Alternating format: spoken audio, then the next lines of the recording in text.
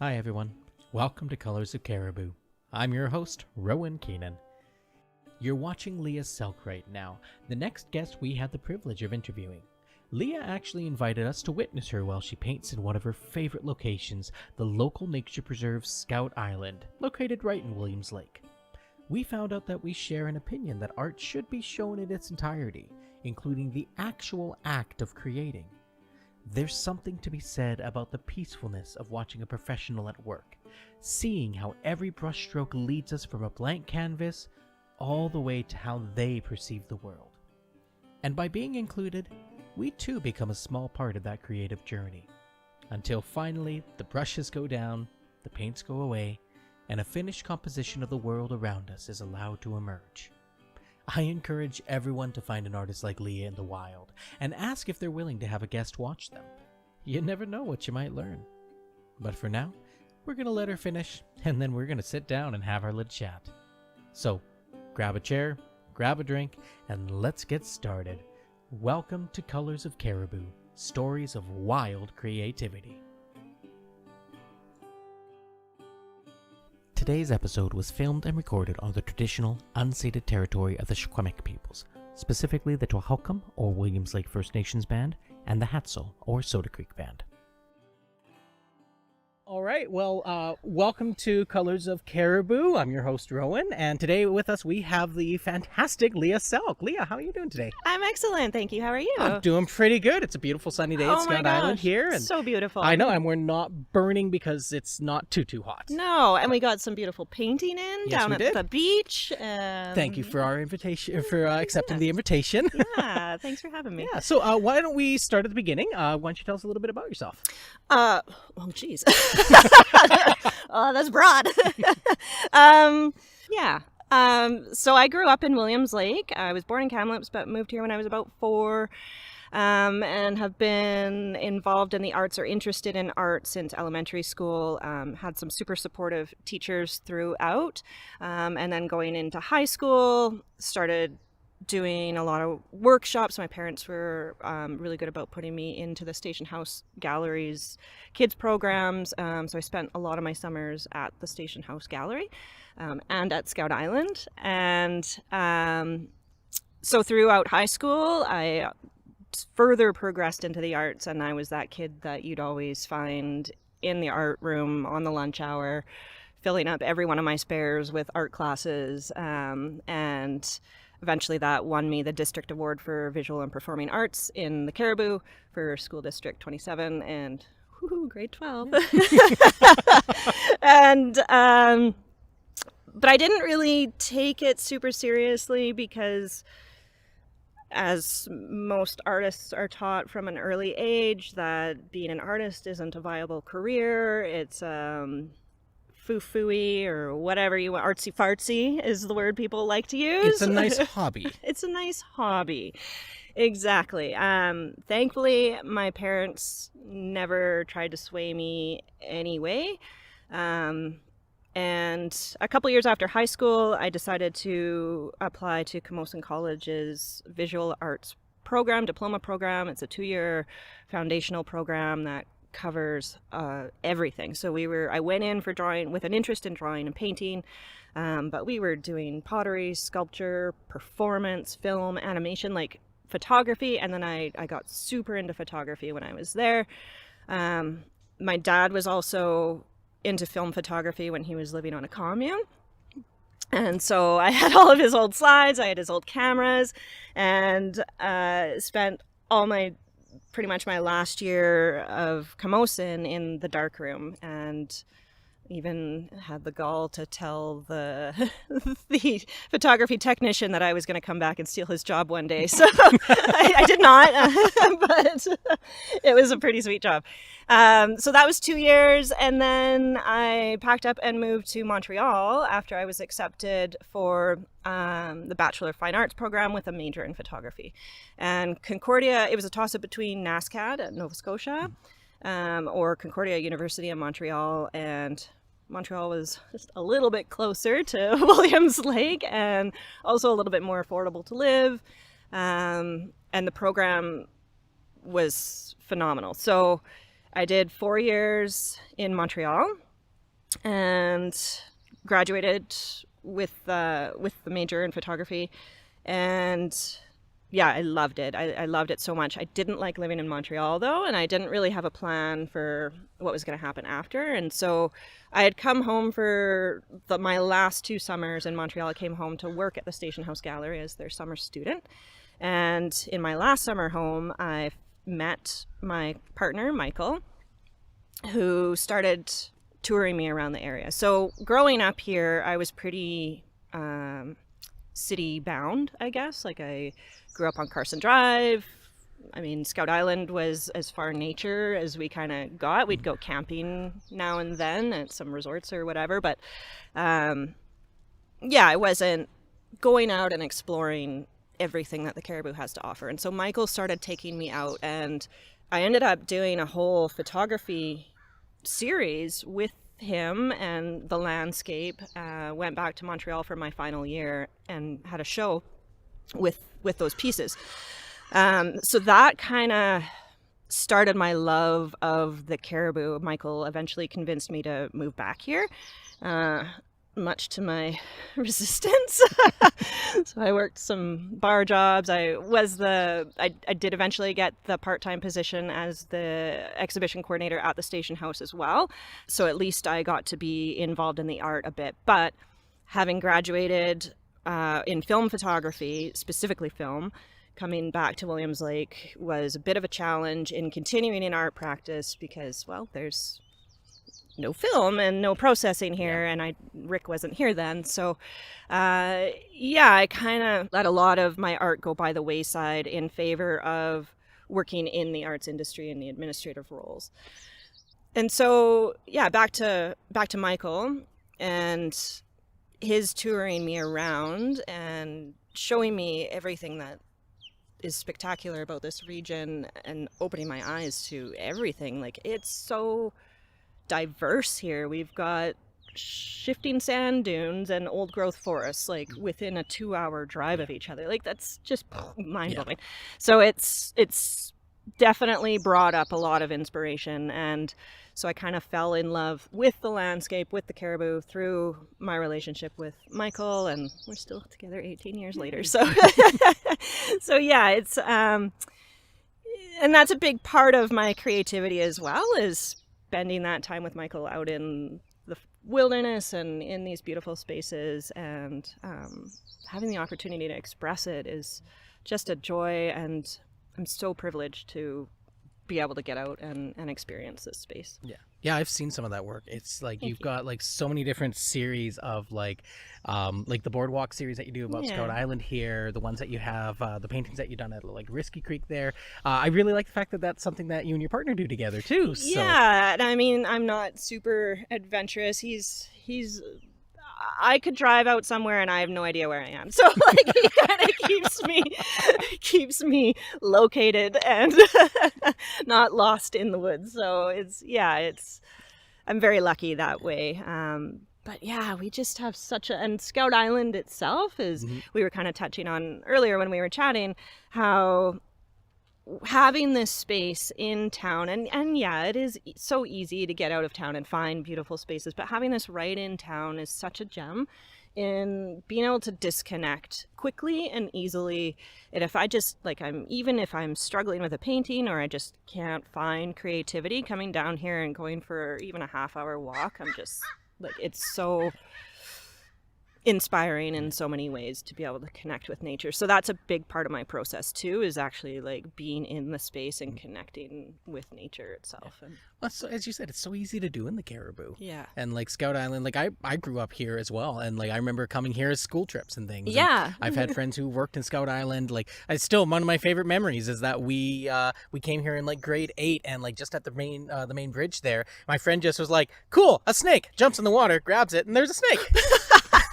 That's amazing. And it's but yeah, having a place like this is and like it's taken me a little while to actually come to the realization. It's like, no, this is actually it almost is its own little like artistic retreat at the same time. But I think that kind of plays with like nature and art and kind of like how like it definitely sounds like how you approach your work, is that there is such an intrinsic link between the two of those. Yeah, and definitely it's not like I'm not just painting pretty scenes. It's like something, there's like a punctum kind of oof kind of thing that draws you in, and usually it's a light or just a little feature that sucks you right in, but you kind of create a meaning with the space and you slow down enough. And that's a big part of my life too, is I'm a little bit of an overthinker. I high anxiety, and I need to over detail everything. And so I tend to really want to do that when I sit down and paint. I want to paint every leaf, but I can't do that. I would drive myself nuts. And so painting is an opportunity for me to explore that realm that I don't normally allow myself into, and to soften the edges, squint my eyes a little bit, and like take out the detail and not focus so hard on things, like look at the bigger picture. And yeah, so it's more of a mental health thing too. Well, that's so cool to hear, because like you primarily use watercolors now, and like it feels like it's really different. And like I don't know much about watercolor or painting in general, but like it feels that with watercolor especially, it's really hard to get that real detailed fine. You can't do every individual leaf or every feather on a goose or something. I mean, you could. There's definitely there's techniques to doing it, and that's the thing with watercolor though too, is it's so diverse in its own realm. So the paper matters, the pigment matters, the amount of water matters. Like it all plays such a factor in how the paint moves, and it's also unpredictable. So there are certain things that I'm learning, like I know that this certain paper will give me this kind of result if I use this exact pigment and this amount of water. But then you throw in a little drop of other paint, and it's like, oh, that one's like just spreading everywhere. And so then your whole painting changes, and it's learning to go with the flow. And that's where like the flow of water itself it's kind of a spiritual process in itself. I didn't get to use it on this one, but I like using water from the location itself too, and including that in the work. And a big dream of mine someday is to figure out pigments. I'm a bit of a rock hound too, and so I would like to figure out how to make my own pigments from local rocks and colors, and have like my own sort of palette of caribou colors of caribou. Yeah, exactly. You might say. Well, and you've done, and I think some of the pieces I think I've seen on your site that you've also painted, like do watercolors and things like on wood itself. Yeah, so I've definitely been exploring all of the surface options in my quest to, I guess, kind of maintain affordability of my work, because painting on paper is beautiful, but you have to put it under glass, and framing is expensive. It looks amazing, and it is a wonderful thing to do, and you should definitely frame artwork, but it's not always accessible to people. And so putting it on a panel, or like sometimes I use textures, sometimes I'll just affix the paper to the panel itself, and then I always wax them, allows a little bit more of an affordable option for me and for the customer as well. And it's a unique look. And then I can also start to incorporate the wood grain itself in some pieces, which is really fun to do. Well, and that's different. And again, touching back on that affordability there, that's like, I think, because that's really daunting for a lot of folks too, is that not just in the creation, but even just like purchasing and trying to get works for themselves. Yeah, and that's a big part. I mean, I used to work with the Central Cariboo Arts and Culture Society for 11 years as their executive director. And so advocating for artists and the arts is a big part of what I still do. I think that's super important. And charging fair amounts for your work is also important. Not undercharging, but you know, we're not Vancouver, so I'm not going to be charging $1 million for a painting, but I'm not going to undercharge myself either. And so that's where I can try to find that balance of like, okay, what mediums am I using? How can I still put out the quality that I want to put out, but not undervalue myself, because I think that's something I see too many artists doing, is undervaluing themselves. And then if you don't value your own work, nobody else is going to value it either. So that's kind of the gist of it. But yeah, that's been a big learning curve for me too. Again, going back to artists kind of always being told that it's a frill, it's a hobby or whatever. So how do you put value on that and start to say like, no, this is a job. Like I'm working here. And just because it might take me 20 minutes to pump out a painting, it actually took me 20 years to pump out that painting. So it's a lot of factors at play when you're looking at the value of art. But valuing yourself is it is a difficult thing to do. And again, especially small town, people aren't expecting they don't want to pay a big amount, and like they might not necessarily even have that same amount there. But that also means that if you're trying to break into it, it is really difficult to be an artist in a smaller area like that. It is, yeah. And but social media has opened up a whole new world. When I was in university, we'd tour galleries, we'd learn that basically if you're going to be an artist, you have to get a gallery, you got to get represented, or you're just going to become a professor, or both, to make it work and to do your art. But galleries were the gatekeepers of the art world, and that is not the case anymore. There are no gatekeepers anymore. It's a free range. Like social media has opened it up to a whole new world. I'm not just selling my work in Williams Lake, I can sell to the world. And so that is pretty incredible. If I can't find my audience here, I'm going to find it somewhere. Thankfully, I paint the Cariboo, so my audience is here. but I mean, that's what's also so fascinating too, is I've sold throughout America, or throughout Canada and the United States, and the stories that people tell me about a piece that is like, oh, that's Scout Island and that's unique to me, but they'll see something in it that triggers a memory or a time and place that they had at one point, and it doesn't matter where it is exactly. It's still a meaningful location or a scene, or I think that's kind of my favorite part of painting these landscapes, is hearing what that place means to people, whether it is the actual place that I painted or not. And so that happens so often in so many different ways. When I used to run the Cariboo Sentinel newspaper up in Barkerville there for a couple of years there, one of the things that always came through was like I would watch people as they came into the door, and because like I was printing, I was using ink, I was using cleaners and things like that,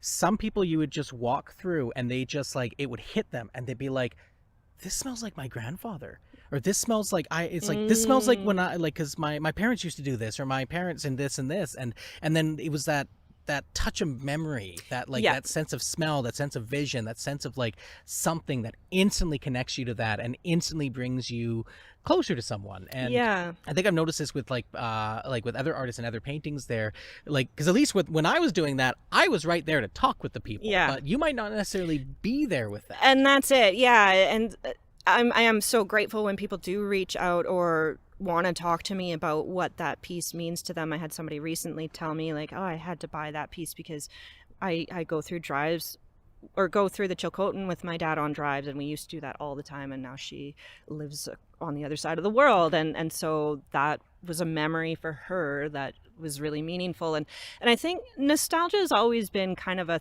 thread through all of my work, even through photography at university. I've always had this sort of like, this nostalgic longing kind of overlay with my work, and that's kind of how I see the landscapes a little bit as well, is being able to document the landscape as it changes, because I often go back to places as well. I'll repaint them. But I mean, even just the seasons itself, like we're so lucky here to have seasons, and that is, I used to hate the winter and now I love it so much. It's so inspiring. It's easy to paint. And it's just different colors, like different light, and yeah, that's another aspect of it. It's not just the vast, diverse landscape, it's a vast, diverse seasons as well. And that gives you, like, at minimum, you can go to one place and get 4 different views. Totally. Like, each different season, you've got something completely and utterly different. Yeah.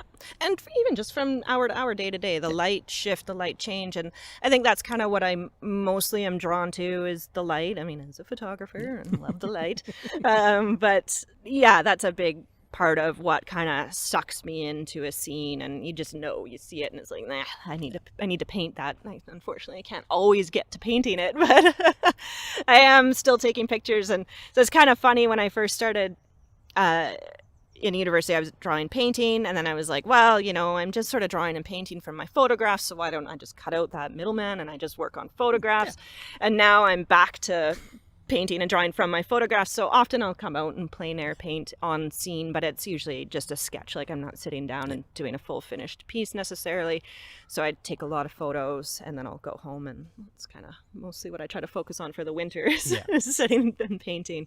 So yeah, I've actually got a new project that I'm working on that's related to Scout Island. And so I don't know if you've seen any of my tree drawings recently. We'll have a look at them in my sketchbook, but I'm going to focus on those again. And I'm doing trees of Scout Island. I'll do trees of the Cariboo, but I also want to do a specific trees of Scout Island project. And I might do some card game or a calendar or something. I'm thinking of ideas. So, yeah, I'm always down here scoping out trees.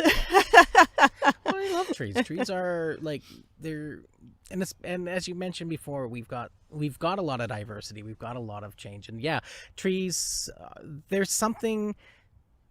I don't know. There's just something about them, and it's their personalities. They do. Like, we have at the farm that I grew up on. There is this massive fir, and we always call it the blue fir, because it's just, it has this like fungus thing on it that makes it look a little blue at times there. And it is, I think, probably one of the oldest trees on the farm. But I remember, like, when I was younger, that would be kind of like the place that I would go. I would sit, I would read, I would always go and visit and always have a conversation with the tree. Develop a relationship Exactly. with it. And so drawing it is kind of like another way of developing a relationship with the tree. And I come back and visit them every season, and I've got like a documentary of some of my favorite trees around Scout Island, so you'll get to see them when I draw them.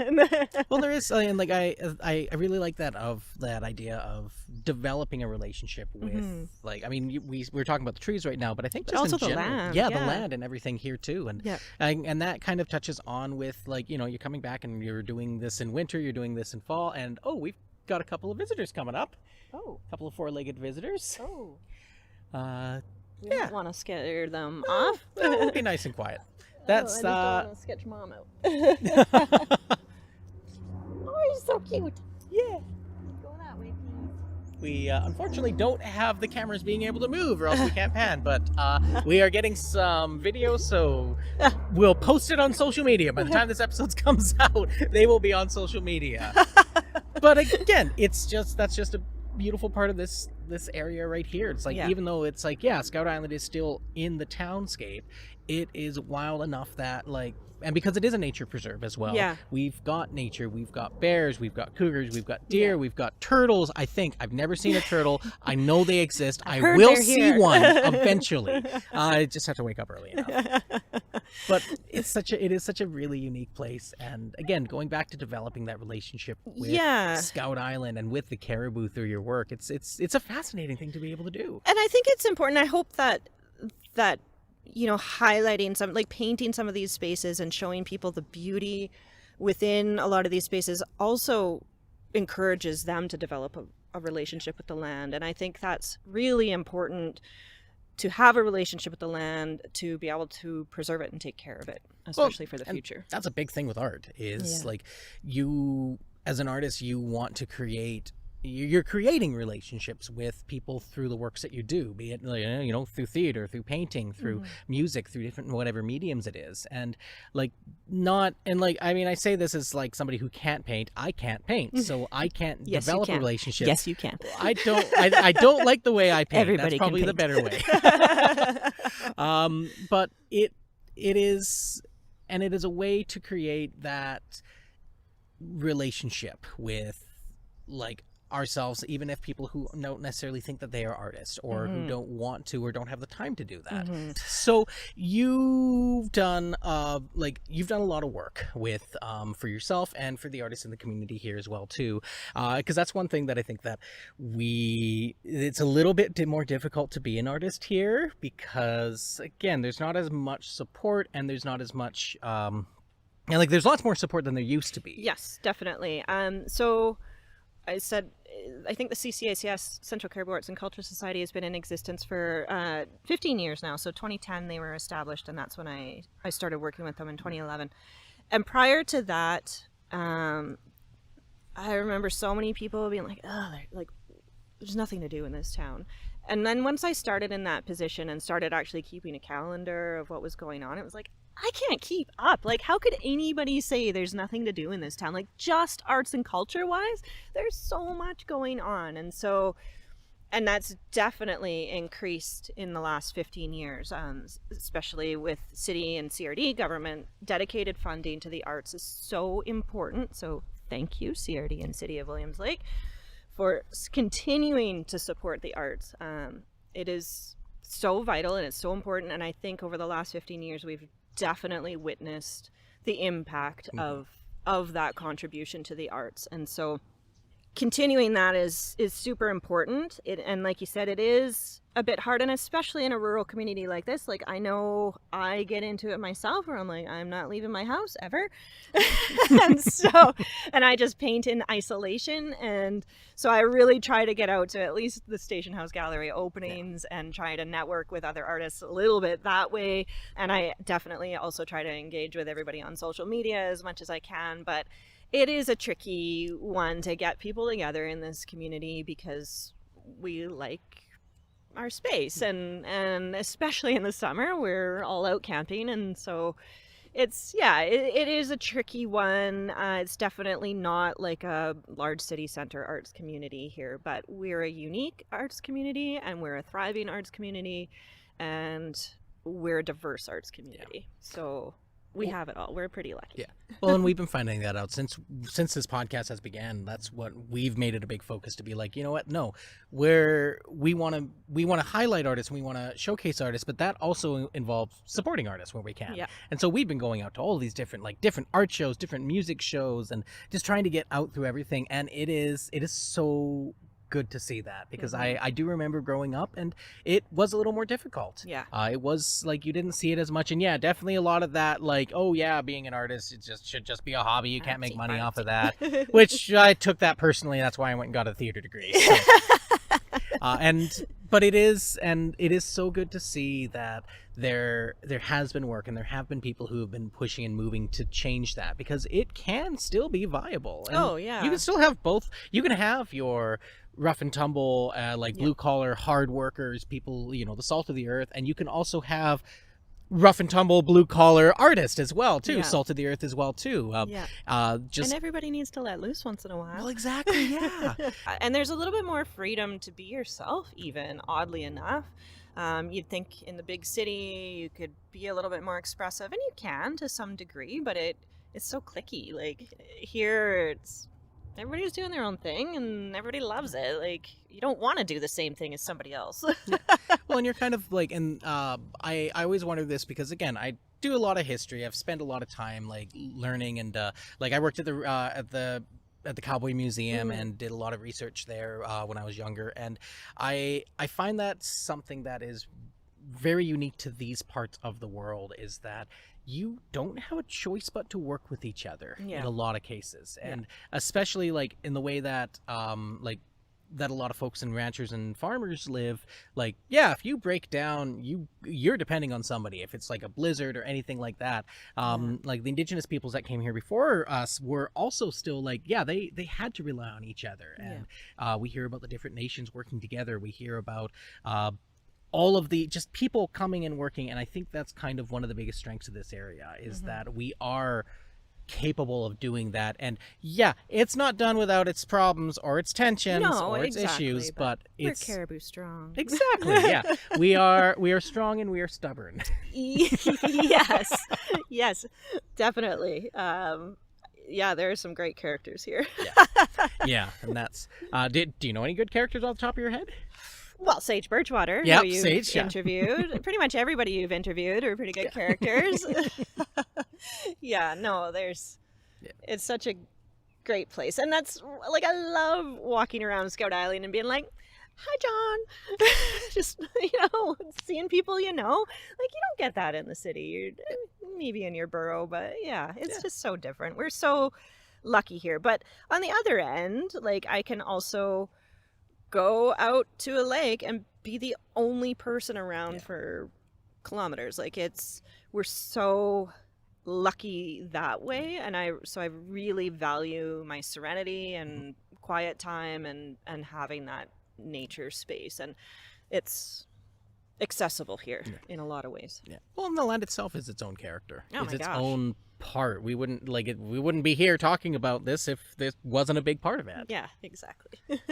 So this was one question that I had when I was doing a little bit of my research about yourself there. How was it for yourself being somebody who promoted a lot of other artists? Because I felt like with your work with the Arts Council there that you did a lot of promotion for other people, but not necessarily as much for yourself. So I wasn't practicing art at the time. My job was pretty demanding. It is a pretty demanding job, and so I basically didn't do art for a long time. And so I was not feeding my own creative needs and definitely struggled with burnout. It was also shortly after COVID as well. So kind of, a lot of factors at play there. But I hit that point where I just crashed, and doctor said, you have to take some time off. And then at that point, I made the decision that I wasn't going to go back, but stayed on to transition Melissa into the position that she's in now, who's doing a great job. And so I felt that the organization was in good hands, because when you are the first and sole employee of an organization for 11 years, you definitely have some ownership of things. And so I wanted to make sure that it was still going to be successful, but I knew that I was no longer that person to make it successful. So it's time to pass the reins on, basically, and take care of myself. And so I crashed out for a good 3 months or so. I even hired a career counselor to basically tell me that I should be making art. And at that point, as a means of trying to work through the burnout, I started dabbling in watercolors, because I'm like, I've got this old ice cube tray full of watercolor paints from when I was a kid. And so I brought that out and started playing around, and then discovered Beam Paint. Am I allowed to say a company name? Oh yeah, you can say a company name. So I discovered Beam Paints, which is an Indigenous owned paint company. They hand make all their own paints. They're plastic free. It's on Manitoulin Island, and just beautiful quality paint. So they do paint watercolor and gouache, and that was my first big investment into. And they come in these like wooden palettes that it's all beautiful. They're just beautiful and inspiring in themselves, and like I find so much inspiration just within art materials alone. And so I bought these paints, and then that was it. It was like, I'm a watercolor artist now, I guess. But also what's great about watercolor too is that you can walk away from it and come back. It's not like acrylic where your paint's gonna dry or anything like that. And so there's a lot of flexibility with watercolor, and a lot of magic, I think, was the other big part for me in pulling me back into art, was finding that magic within the medium and allowing myself the opportunity to make bad art. And that is so important for any artist out there. Even if you don't think you're an artist, everybody can be an artist. 100% agree. So making bad art is the way to making good art, you have to make bad art, I think. And so I made a lot of bad art. But then some people started to want to buy it. And it was like, oh, okay. And then it just sort of carried on from there. But I didn't ever have a question of what I wanted to paint. It was always immediately the landscape, which I was never really like. I mean, I shot landscape photography, but there was always an element of maybe performance involved in it. And I know I was saying earlier that I hated performance art, but I'm just realizing that I was doing performance art in my photography. So it sneaks up on you, whether you like it or not. And so there was a lot of me and Michael and in the landscape. It wasn't always just landscape. And so transitioning into landscape, and I did a couple portraits and some house portrait and architecture, I guess, and I just keep going back to the landscape, and it just sucks me in every time. But yeah, that's first off, it really sucks about the burnout. That's something that's I think a lot of people can understand that and empathize with that. And people got to take care of yourselves. Exactly. Yeah. But I'm happy that's like from that, you've grown and you found something completely different that, as you said, you didn't really think about doing watercolors before. And no. And then now it's like, now it's just turned into something that is like, I don't know, kind of like almost like you're finding yourself in a different way. Definitely. Yeah. In a lot of new ways. And this medium is teaching me so much about myself as well. Like I was saying earlier, even just the opportunity to slow down and step back and see the bigger picture and get out of my head for a while too, because you can't think too much when you're painting. I recently finished a commission and I overthought it to the point that I did 7 renditions of this one piece because I just kept overthinking it and overworking it and over trying to control it. And it wasn't until I finally was like, just play and have some fun. And like, I'm not going to consider this a piece. Like, I'll just make it. And that's the piece. So it's like, you gotta just wing it and do it. And it's totally acceptable to redo it too. It's like parking. You can repark if you park poorly. I'm just getting flashbacks to university. Just like, don't over rehearse that. If you overthink it, if you do too much of it, that's it. You're just going to end up being not as good as you want it to. Yeah, you start to get into your own head, and then that's when you start telling yourself, I can't paint, or I don't like this, and who am I to say it's not good? Like, somebody else will come along and say they love it and they want to buy it, and I would be so rude if I said this piece sucks. Yeah. And meanwhile they're saying I love it, I want to take it home. Like, I'm just insulting their art choices now. So who am I to say that it's bad? I haven't thought about that. It's like you're insulting the other person. I think that's a good way to put that. So never say that your art sucks when somebody says that they like it, because you're also insulting them. But maybe they want to buy it, and maybe that is the little oomph that you need to carry on and keep doing it. And so back to me being involved in children's art classes at the Station House Gallery, like, I'm so grateful that I got that opportunity to play as a kid and learn that it's okay to do that. And so that's why it's so important to have art in schools as well. Because creativity teaches you so many things. Like, just with our planning of this podcast, we had to get creative in so many ways. And so creativity is a necessity. And the more you can practice it, be bad at it, and get better at it, then the better it is. It's like being bad at something is like it feels so... Well, it feels so bad to think about, but you have to be bad at something in order to eventually get good at it. Totally. And I know we talked a lot about in my training and things like that, they talked about the difference between like, okay, well, you can be talented at something, but talent isn't going to get you everywhere. No. Talent is just kind of like, if you're talented, cool. You've got that little spark that helps ignite that flame there. Maybe the vision, yeah. Yeah, but you need to keep putting wood on the fire. You need to keep that work and that discipline and all of that extra stuff. Yeah.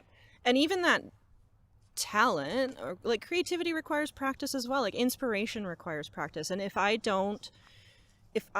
don't paint for a long time, I lose inspiration. And so the more I paint, the more it feeds my inspiration, and then I'll start getting ideas for series or projects, or like one poorly done painting can lead into like, oh, but I like this one little aspect of it, and that's where I'm going to focus on, and I'm going to draw that into a whole new collection of art. Yeah, because inspiration doesn't always happen. Like inspiration breeds inspiration. Yeah, and it takes work to be inspired by something. It does. Like yeah. you can also, but it also but you can also like run with it too. As you said, it starts kind of like that little dominoes effect. You start one thing, and it's like, oh, I'm here, click, click, click, and next thing you know, you're doing a big project, and you're selling artwork in a gallery, or somebody is giving you a bunch of stuff in order to do a podcast. Yeah, there you go. And I think that's a very valuable part of talking about art, is not necessarily just about like, oh yes, what's inspired you, what brought you to this place, but also it's like it is a very practical way of looking at art, of like, there is discipline, there is work, there is inspiration, there's all of these different factors. It's like anything else, it's any other career, it's like athletes getting, or like working at there, it's just like everything else. So. Yeah, and I'm starting to look at it in that broader sense as well, of like, if I'm not getting enough sleep, if I'm not taking care of my body, if I'm not mentally stable, then I'm not gonna be in a good place to paint. And then that's where I end up like beating myself up and saying this isn't good enough, and doing 7 pieces of one painting or whatever. Like, that's not that that's a bad place to be, because you can always work through it, but it's not a good place to be stuck or get into necessarily either. And so it's a whole rounded thing, and art is physically exhausting, it's mentally exhausting, it's a lot of things, but it also fills you up so much in so many ways. And that's all that I can hope when people look at my art, is that they're getting a little fill up as well, maybe, and that little well, it's a little piece of yourself. You are giving yourself to your artwork, which in turn you give to other people, and they're the ones who are like, they get to receive that, and they get to understand that which is part of you. Scary. It's so scary to put yourself out there, and especially now that so much of it is online on social media. Like, you've really got to you just got to do it. You got to put yourself out there, whether it's online or in a gallery or in the art walk or anything, or getting on a podcast. Just get yourself out there, because the world needs your art, and people need to see your art. And it's just it's hard. It's so hard to do, though, but it takes practice. It's like art itself. It takes practice. It just takes practice. And that's like I'm thinking of like the weird dichotomy between social media and art, is like, truly great art is the stuff that is reflective of the creator and of like the subject, of the process there. Whereas in social media, we tend to have a bit of a social mask on there. Like, a lot of people have their different personas, their different, like, oh, this is who I am here, and I'm only going to post this because we only get to see that aspect of them. But like, if you're posting art, if you're putting your own stuff out there, you are taking a risk, because you're putting yourself out there in a way that not everybody does. And people are going to judge it. And that's just the way it is. Well, because especially with things like generative AI, you can make anything now, and you don't need to have the artist. Yeah, I know. It's not my favorite. It's not my favorite thing either. But I think especially now, it's important to, or like, it's always important to remember that when something is created by hand, it is created by hand. It is created by someone. And I think about the future, where it's like, 150 years from now, like, that's what's going to be left of us. That's the things that you put out in the world, the artwork you do, that's what people are going to look at, and they're going to have that little truism about you, even though they're never going to meet you, they're never going to know you as deeply and as intimately as somebody knows you when you're alive, but there's still a part of you out there. Yeah, for sure. And what I feel AI really lacks is the actual process of art. Like, and I think the process is the most important part of the art. You get a beautiful finished product, sometimes it's beautiful. But the process is the most important part, and that's entirely gone when you start using AI. Talking about the process is just, that it takes a lot more than just being like, because like you know, might think about going to schools like, oh yes, this is going to teach me how to compose with light, how to mix the proper colors, how to do this and this and this. But again, part of the process is just like, okay, well, what is it about that leaf right there that is like inspiring me to do this? What is it about, well, I'm going to do it in this stylized way? And I think if we start thinking about the process as being a part of the art, we get way more from it than just like, oh, this is a watercolor. It's like, well, this person sat down, they looked at this, they chose a time of the day, they chose a place that was important to them, and they sat, and then they had some weirdo with a camera over top of them filming them, maybe just for one instance here. But that's the kind of the beauty of social media and putting yourself out there too, is, I mean, you can go to a gallery and see the finished pieces and all of that, but I think social media allows the opportunity to glimpse into that process of the artist, to hear more of the story about the work itself. People love to hear the story about why it's meaningful to me. Oddly enough, they want to know why it's meaningful to me, or what my relationship is with that space. And so that's where social media can kind of open up those doors a little bit more into the life of the artist, because, and we have it pretty good as artists on social media. Like, we're already interesting, so people want to know the artist. That's something that when I was doing more theater and stuff like that, that was something that I was toying around with a lot more of. Like, I wanted to get that process out. When I was writing more music, which has never been released, I don't know if it'll ever get released or anything like that. It was really important to me at that time to record the entire music writing process. Because there was a part of me, it's like, I want to start a project where people get to hear this, and people get to understand and that, like, most people don't get to hear that. Exactly. And I know, like, back in Saskatoon, some of the theater groups I worked with, they've splintered off with other people, and those people are starting to do more like open rehearsal settings. So this, they might not have it anymore, but I know at the time they had rented a place, basically an old storefront in a mall, and they were doing the rehearsals in there. Cool. And so people were able to see that rehearsal process and be able to see, it's like, we're making mistakes, we're doing all this stuff. It's like there's a different process, and like, as you said, people are interested in what makes it important to you. Because again, it's establishing that connection. And that connection is just so vital.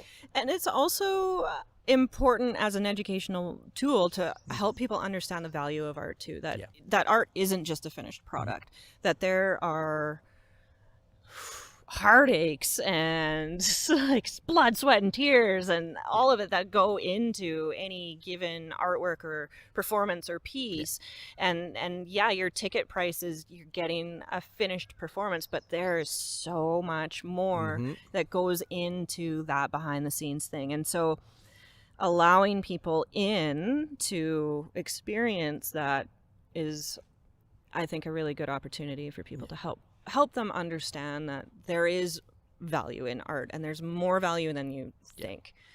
And the value in themselves too. Because you can look at a piece, or for some reason, breakup songs are coming to my head, because that's almost a universal thing. I think a lot of folks have had a chance, or it's like they understand like the pain of a heartbreak. So like you hear a good breakup song and you're just like brought back to when you were a teenager, like at that time that happened to you. But we also, I think there's also the quieter moments too of like, again, I think of like, where we were filming you this morning. It was just, it was a beautiful morning. It was a beautiful scenery. And I think, there's like, we can look at that and be reflective of just like, somebody took time out to do this. And it's like, hey, that reminds me of the time that I took to do this, that I was really conscious about the places that I thought. And then, you start thinking about, oh, I like this place and I like that place. And then all of a sudden you're down a rabbit hole and you're just staring at this piece of art for hours. And hopefully it's making you feel good. We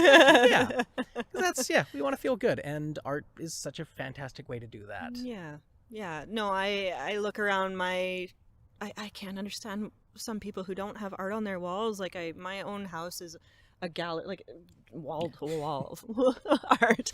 And I love every piece. Like every piece has a certain meaning to me. And oh, I bought it at this time in my life, and maybe I don't resonate with it as much now, but I still that was still a part of my life, and I resonated with it then, and it still brings meaning to me. And yeah, there's where so yeah, well, let's wrap her up. Yeah, we're starting to wrap her up. So I ask everybody who comes on the podcast the same 3 questions. So we're gonna start with question 1, and I always can never get the wording right, which is why I have the phone there.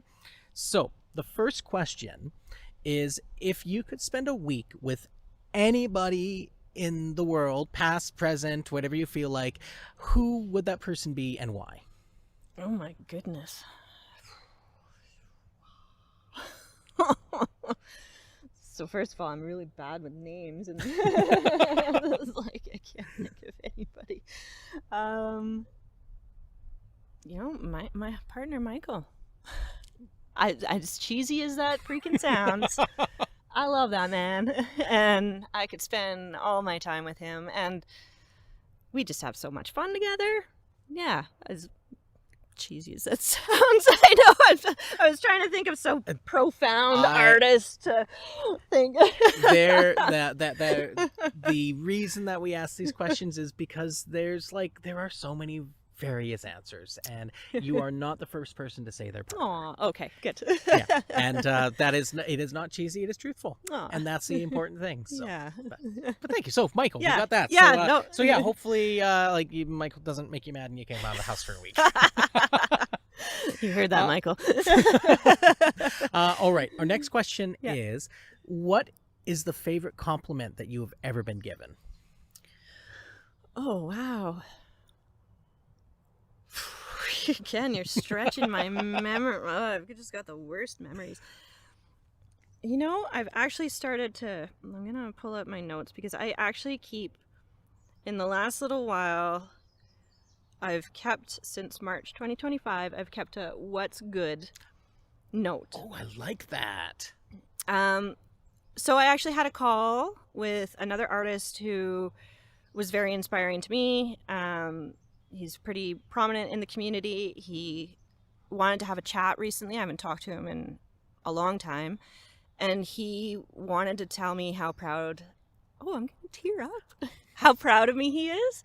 And that I'm doing it. And yeah, stuff like that. It's just when people can acknowledge the work that you're putting in. It's, oh my gosh. So yeah, that was...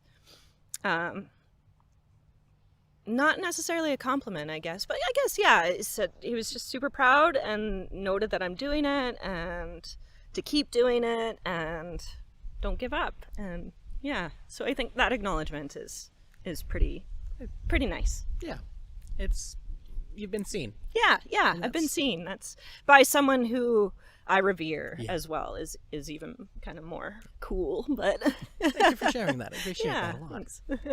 And then the last question, which might also be another doozy there. A lot of people find this last one a doozy. What's the best advice that you've ever been given, or what is a piece of advice that you wish you had been given? Oh, work at your own pace.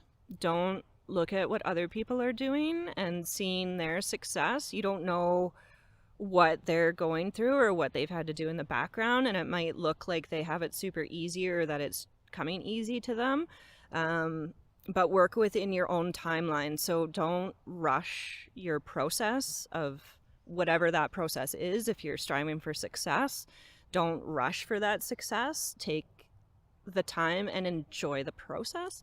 I think is my biggest... What I'm trying hardest to learn is I always want to have that next achievement right away, and I will push myself almost to burnout again to get there.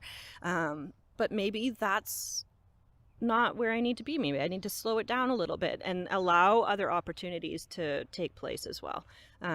So yeah, don't rush the process. I don't think there's very rarely that there's any better advice to be given. That is, especially for artists. Yeah. Speaking to each other and speaking to future artists or people who just want to try it out. Yeah. Oh, this So- has been awesome. Yeah, thank you so much for coming in, and Thank you. again for the unique opportunity, not only to record on the ground here, but also to give us a little bit of insight into how you do your painting there. Yeah, I hope it was enjoyable. And 100% completely enjoyable. Thank you so much. Before we go, I know you mentioned you've got one project on the go there. Are there any other projects that you have and you want to do a quick shout out for while you're here? Not at the moment. I am, like I mentioned privately, that I'm working on a couple workshops for the Central Cariboo Arts and Culture Society. So I think we're going to be doing those in the fall, and those are going to be on things like marketing for artists and pricing your artwork. I know we talked a lot about pricing and valuing your artwork, so I'll do a whole session on that. But yeah, aside from that, you can check out my Instagram page at Leah Selk Art, and I kind of post everything that I'm doing there all the time. Excellent. Well, sounds good. Thank you so much for Thank coming you. on, and best luck in the future. Thank you and so much, you too. may the light grace you whenever you need it for your painting. Yes, thank you. I love that. Awesome. Thank you. Thank you. Woo! Woo! Hey, thanks for tuning in today. This was a fun interview, and I appreciated getting to know Leah a little bit more. Fun fact, she was the one who suggested being filmed while painting, and offered it up as a bit of a challenge to me, which I'm glad I took her up on. I always love a unique experience, and I think I managed to capture it well enough in the editing. I hope that everyone had fun, learned a few things, and enjoyed Leah's perspective and her fantastic artwork. We'll see you next time. Take care out there.